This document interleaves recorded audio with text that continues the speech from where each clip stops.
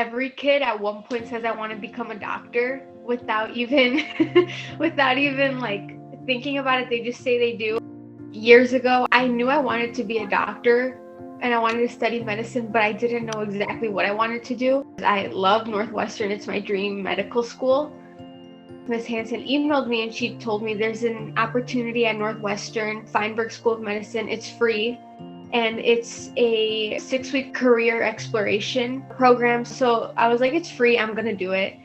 And then as like days went by, I started thinking, I have no one in my family who has medical background. My parents, I'm a first generation student, so they didn't study at all beyond high school. So that kind of made me doubt myself a little bit. I decided like internally that I wasn't going to do it. And there were, I believe, about 3 hours left to the deadline.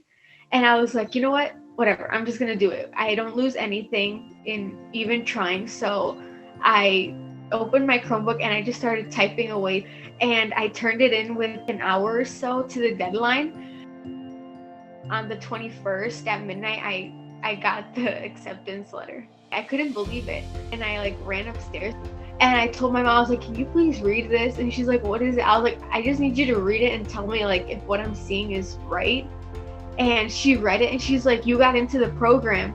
And I wanted to scream, but my dad was already sleeping. And like I wanted to jump and I was like, oh my gosh, I can't believe I got in. And I told my mom I was this close to not doing it at all because I didn't think I could do it. And I remember like when I got into my room, I did cry a bit because I was just in disbelief. Every week was a different field. The first week we started with vitals. We had a physical therapy day.